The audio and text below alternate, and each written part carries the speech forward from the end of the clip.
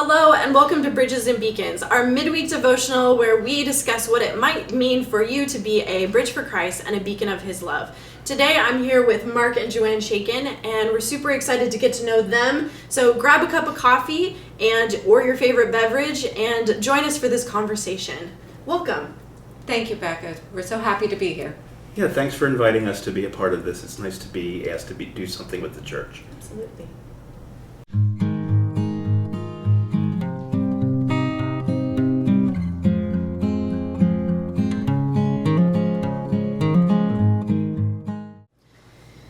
I'm so glad you could join us. Being a part of DPC for a couple of years, we wanted to get to know you all a little bit more. So tell us a little bit about yourselves and what have you found to be a home here at DPC?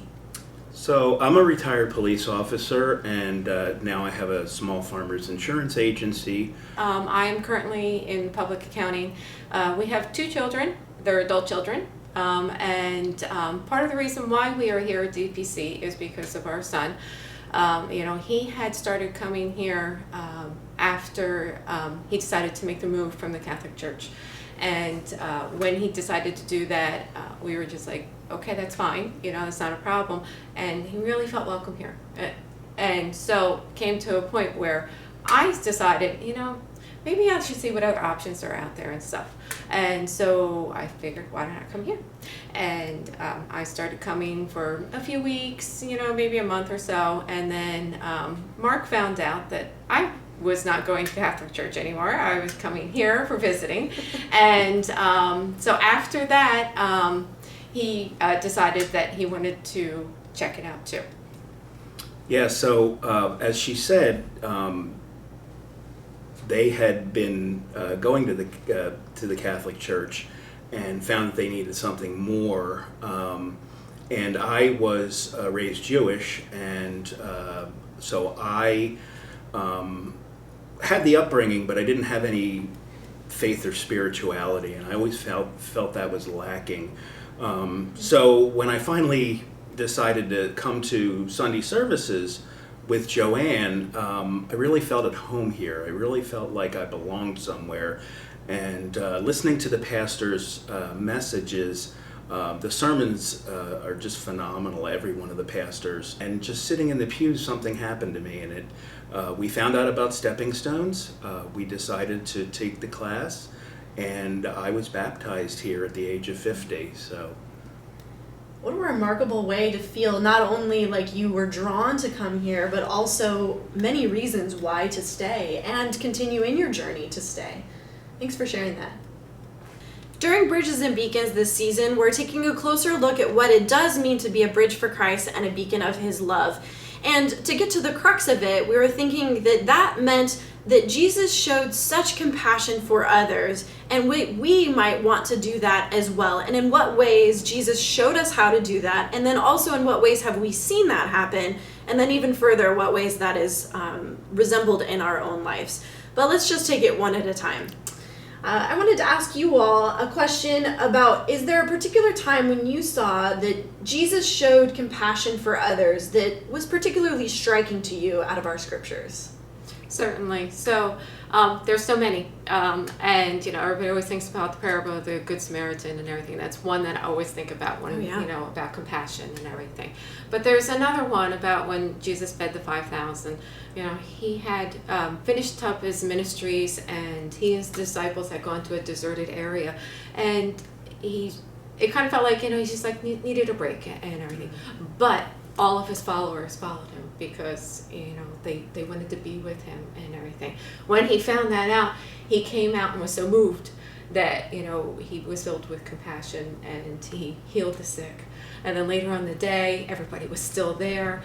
There was no food or anything. So then once again, he performed another miracle and fed the 5,000 with the loaves of bread and the fish. So that kind of strikes to me, just because the fact that there's those times where you just feel so tired, you're just like, oh, I'm done, and then you just need that little extra push to get through something and everything. And that's, where I feel like the compassion comes from, because it comes from the heart. Yeah. Thanks for sharing. Mm-hmm. Another question for you is, Do you have any advice for others? Now that we've thought about how to have compassion, we've looked at Christ's love, do you have any advice for others about how to show compassion towards others? Well, I guess I'll give you the advice that was given to us in Stepping Stones.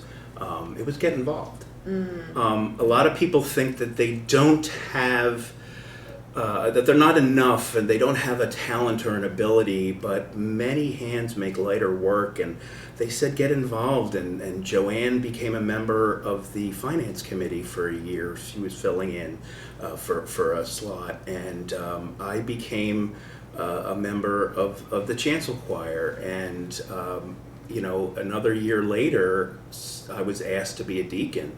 And I had no idea what I was getting into at the time, but it's been a lot of fun. It really has.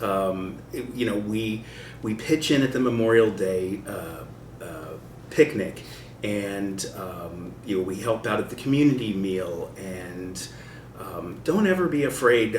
Don't ever think that you're not enough or you can't do something. So I've learned that it's enough to raise your hand and pitch in and volunteer and just emulate what Christ told us to do and showed us to do. And that way we can all be a beacon of his love and a bridge. Yeah, absolutely. And that's what we're thinking about. To be a bridge for Christ and a beacon of his love is being impactful, not only here within the walls of DPC, because we do great work that affects not only the lives of our members, but also those who are able to come to us. You were mentioning the people in the community that come to us from the Memorial Day parade, or people that come to us from for the community meal. These are all ways that we can impact the community, and we do. And then in other ways that we do it even where we are, in the realms that we are, in our work and school and play, we have a calling to be a bridge for Christ and a beacon of his love. And we have a calling to figure out what that means for us in particular.